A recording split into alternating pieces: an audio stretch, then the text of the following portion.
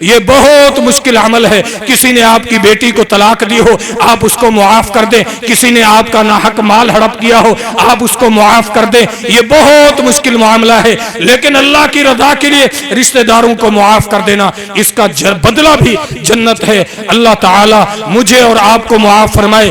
آخر میں ایک اہم نکتہ ذکر کرتا ہوں. قربانی کا جانور آپ لیتے ہیں, ذرا آپ سے ایک سوال ہے, کیا عیب دار جانور قربانی کا قبول ہو سکتا ہے؟ لنگڑا جانور قبول ہے؟ کانا جانور قبول ہے؟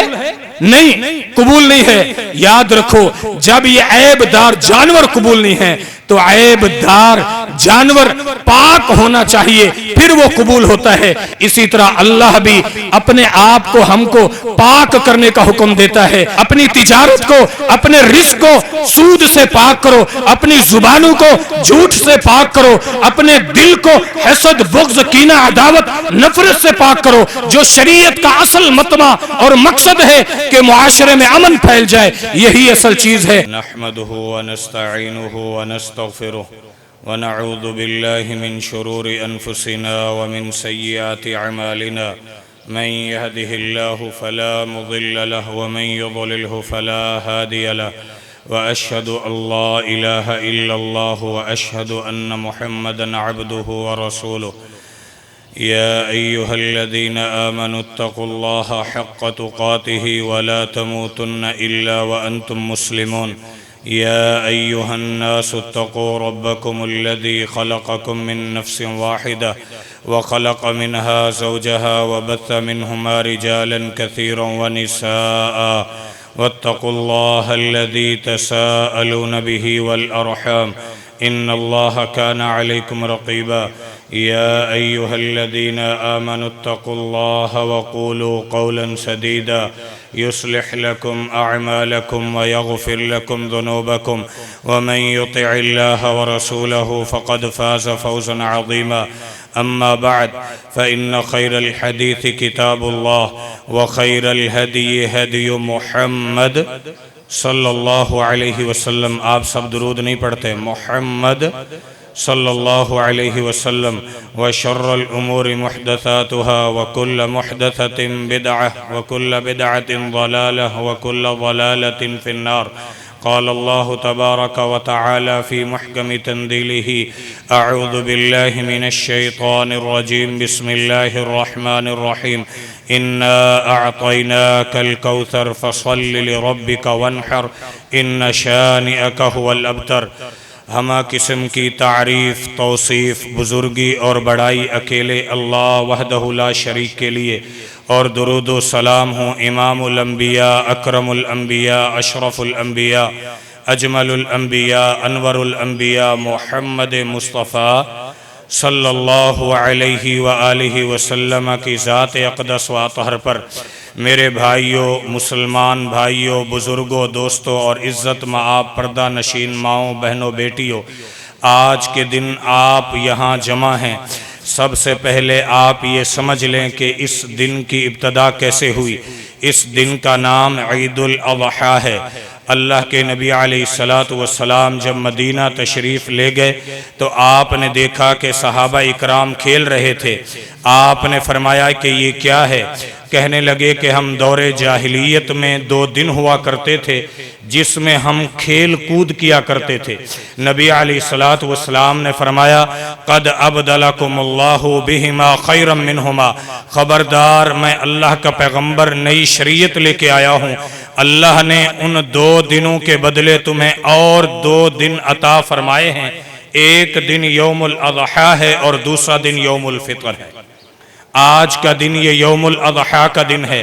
اللہ کے بندو, یہ آج کا دن سب سے پہلے ہم نماز پڑھتے ہیں اور پھر سب سے عظیم عمل سنت ابراہیمی کو زندہ کرتے ہیں. یہ کیا چیز ہے؟ یہ قربانی کہاں سے شروع ہوئی ہے؟ اللہ تعالیٰ کا قرآن فرماتا ہے, ابراہیم علیہ السلام کا تذکرہ کرتے ہوئے اللہ فرماتا ہے وَإِذْ قَالَ ابراہیم, اور جب ابراہیم علیہ السلام نے یہ کہا, کیا کہا کہ اس نے کہا تھا وَقَالَ إِنِّي ذَاهِبٌ إِلَىٰ رَبِّي سَيَهْدِينِ, میں اپنے رب کی طرف جاؤں گا, میرا رب مجھے ہدایت دے گا. رَبِّ هَبْ لِي مِنَ الصَّالِحِينَ فَبَشَّرْنَاهُ بغلام حلیم، فرماتے ہیں کہ اللہ پاک کہ ہم نے اس کو بہت بہترین خوشخبری عطا فرمائی کہ ایک بردبار بیٹا عطا فرمائیں گے۔ پھر اللہ تعالیٰ نے پھر فرمایا کہ جب وہ آیا اپنے بیٹے کے پاس فلما بلغ معه السعي قال یا بنی انی ارا فی المنام انی اذبحک فانظر ماذا ترى، کہ میں آپ کو دیکھ رہا ہوں کہ آپ کو میں ذبح کر رہا ہوں، آپ کیا سوچتے ہیں؟ تو فرما بردار بیٹے نے یہ بات کہی، یا ابت افعل ما تؤمر، اے میرے ابا جو آپ کو اللہ کی طرف سے حکم ہے آپ کر گزریں، آپ مجھے صبر کرنے والا پائیں گے۔ یہاں ایک بات اچھی طرح سمجھ لیں، یہاں اولاد بھی بیٹھی ہے، ان کے والدین بھی بیٹھے ہوں گے۔ اگر اولاد اپنے والدین کے حقوق ادا کرتی ہے اور ان کی اطاعت اور فرما برداری کرتی ہے تو پھر اللہ تعالی اولادوں کو بھی اسماعیل علیہ السلام کی طرح بڑا ہی بہترین شان اور مقام عطا فرما دیتا ہے۔ اور پھر یہ سنت زندہ ہوئی، اور پھر آگے یہ بات بھی سنیے کہ اللہ تعالیٰ قربانی کن کی قبول فرماتا ہے۔ اللہ تعالیٰ قرآن کے اندر ارشاد فرماتا ہے وَاتْلُ عَلَيْهِمْ نَبَأَ ابْنَيْ آدَمَ إِذْ قَرَّبَا قُرْبَانًا فَتُقُبِّلَ مِنْ أَحَدِهِمَا وَلَمْ يُتَقَبَّلْ، آپ ذکر کیجئے کہ جب دو قربانی کرنے والوں نے اللہ کے سامنے قربانی پیش کی، ایک کی اللہ نے قربانی قبول کی اور دوسرے کی قبول نہیں کی، جب اس کی قبول نہیں کی تو اس نے کہا لَأَقْتُلَنَّكَ، میں تجھے قتل کر دوں گا۔ کہا آپ قتل کر دیں گے تو آپ کر دیں، انما يتقبل اللہ من المتقین، اللہ تو متقین کی ہی قربانی قبول کرتا ہے۔ آج آپ قربانی کریں گے، یاد رکھو سب سے پہلے قربانی کرنے والے کی یہ شرط ہے کہ وہ عقیدہ توحید کو ماننے والا ہو، اللہ تعالیٰ کے لیے ہی سب کچھ قربان کرنے والا ہو۔ اللہ کے قرآن میں خود اللہ تعالیٰ فرماتا ہے اے پیغمبر یہ اعلان کیجئے قل ان صلاتی و نسکی و محیای و مماتی للہ رب العالمین، کہ میری زندگی، میرا مرنا، میرا جینا، میری نماز، میری عبادت، یہ سب کچھ ایک اکیلے اللہ وحدہ لا شریک کے لیے ہے۔ جو بندہ قربانی تو کرتا ہو لیکن اللہ کے علاوہ کسی اور کو مشکل کشا، حاجت روا، بگڑی بنانے والا، اولاد دینے والا، رزق میں برکتیں دینے والا مانتا ہو، اللہ کے نبی صلی اللہ علیہ وسلم کی صحیح مسلم کی حدیث ہے، نبی علیہ الصلوۃ والسلام نے فرمایا لعن اللہ من ذبح لغیر اللہ، اللہ کی لعنت ہوتی ہے اس بندے پر جس کو جانور تو اللہ نے دیا، قربان تو اللہ کے لیے کرنا چاہیے تھا، قربانی کے جانور اللہ نے اس کو دیا تھا، قربانی کے جانور کا چارہ بھوسا بھی اللہ نے بارش کے ذریعے زمین سے اگایا تھا، اور وہ یہ غیر اللہ کے لیے قربان کرتا ہے، اللہ ایسے بندے قربانی کرنے والے پر لعنت بھیجتا ہے۔ اللہ کے بندو یہاں یہ بات یاد رکھ لو، آج کے دن لوگ حج کر رہے ہیں یا آپ میرے سامنے مسلمان ہیں، یہ بات اچھی طرح یاد رکھ لو، امام ابن تیمیہ رحمہ اللہ کا جامع المسائل کے اندر یہ فتویٰ ہے کہ یاد رکھو علماء کا اجماع ہے اس بات پر کہ حاجی، حج کرنے والے اور قربانیاں کرنے والے لوگ حقوق العباد کی معافی نہیں ہے، چاہے جتنے بندہ حج کر لے اور جتنے بندہ قربانیاں دے لے، لیکن وہ اپنی بہنوں کی وراثت کا حق کھائے بیٹھا ہے، لوگوں کا مال دبائے بیٹھا ہے، اپنے پڑوسیوں کی ناجائز دکانوں پر، زمینوں پر، پلاٹوں پر قبضہ کر چکا ہے، وہ حج کرتا رہے، عبادتیں کرتا رہے، کل قیامت کے دن آئے گا یہ ساری نیکیاں اللہ ان لوگوں کو دے دے گا، دلوائے گا جن لوگوں کا اس نے دنیا کے اندر حق مارا ہوگا۔ یہ کوئی عام بات نہیں ہے، یہ دین اسلام ہے میرے بھائیوں، یاد رکھو اللہ کے نبی صلی اللہ علیہ وسلم کی حدیث ہے، لوگوں کیا کرو ولا تجسسوا، لوگوں ایک دوسرے کی ٹوہ میں نہ لگا کرو، جاسوسی نہ کرو، ایک دوسرے کے عیب نہ ٹٹولو، خبردار سیدھے ہو جاؤ، وَكُونُوا عِبَادَ اللَّهِ إِخْوَانًا، اللہ کے بندے بھائی بھائی بن کے رہتے ہیں تبھی اللہ عبادتیں قبول کرتا ہے۔ اور یہ بات یاد رکھو، آج میں آپ کا خونی رشتہ دار نہیں ہوں، آپ جس عزت کے ساتھ اپنے علاقے کے عالم کو ملتے ہیں، احترام کرتے ہیں، یہ آپ اللہ کے راستے میں بخش رکھے ہیں، خرچ کرتے ہیں، ان سے بھی زیادہ بڑا عمل یہ ہے کہ آج آپ اپنے رشتہ داروں کے ساتھ جوڑنے والے، رشتہ داری کو جوڑنے والے بن جائیں۔ اور پھر یہ بات یاد رکھو، اللہ کی رضا کے لیے دلوں کو صاف کر دو۔ اللہ کے پیغمبر کا ایک صحابی آیا، اللہ کے پیغمبر نے کہا 3 مرتبہ ایک ہی مجلس میں 3 دن کہ یہ جنتی ہے۔ ایک صحابی اس کے پیچھے گیا، اس نے کہا میں دیکھوں گا یہ کیا جا کے عمل کرتا ہے۔ 3 راتیں وہ دیکھتا رہا، کوئی اس کو کچھ نہ ملا۔ جب وہ جانے لگا اس نے کہا اللہ کے پیغمبر نے آپ کے بارے میں یہ کہا تھا کہ آپ کو اللہ کے نبی صلی اللہ علیہ وسلم نے فرمایا تھا کہ یہ جنتی شخص ہے، لیکن بات نہیں سمجھ آئی ہے، کیسے ہو سکتے ہو، کیا عمل کرتے ہو۔ اس نے یہ بات کہی تھی جب میں رات کو سوتا ہوں میرے دل کے اندر کسی مسلمان کے لیے نہ حسد ہوتا ہے، نہ کینہ ہوتا ہے، نہ عداوت ہوتی ہے، نہ نفرت ہوتی ہے، میرا دل پاک صاف ہوتا ہے۔ میں یہ کہہ رہا ہوتا ہوں اللہ میں نے تیری مخلوق کو معاف کیا۔ اس دوسرے صحابی نے کہا واللہ ہذہ الذی بلغت بک، اللہ کی قسم یہی وہ چیز ہے جس نے تجھے جنتی بنا دیا ہے۔ یہ بہت مشکل عمل ہے۔ کسی نے آپ کی بیٹی کو طلاق دی ہو، آپ اس کو معاف کر دیں۔ کسی نے آپ کا ناحق مال ہڑپ کیا ہو، آپ اس کو معاف کر دیں۔ یہ بہت مشکل معاملہ ہے، لیکن اللہ کی رضا کے لیے رشتہ داروں کو معاف کر دینا، اس کا بدلہ بھی جنت ہے۔ اللہ تعالی مجھے اور آپ کو معاف فرمائے۔ یہاں بیویاں موجود ہیں، اللہ کے نبی صلی اللہ علیہ وسلم کی حدیث ہے، اللہ کے نبی نے فرمایا تھا انما ہوا جنتو کی و نارو کی، ایک عورت کو کہ تیرا خاوند تیرے لیے جنت بھی ہے اور جہنم بھی ہے۔ خاوند کی اطاعت جنت ہے اور خاوند کی نافرمانی جہنم ہے۔ ایک اور حدیث ہے کہ جو عورت اس حال میں فوت ہو جائے کہ اس کا خاوند راضی ہو تو گویا کہ وہ جنتی عورت ہے انشاءاللہ۔ یہاں ہم مرد بھی ہیں، ہمیں بھی اپنی عورتوں کا خیال کرنا چاہیے، پڑوسیوں کا خیال کرنا چاہیے۔ آج قربانی اللہ کی رضا کے لیے کرنی چاہیے، دکھلاوا نہیں ہونا چاہیے، اخلاص ہونا چاہیے۔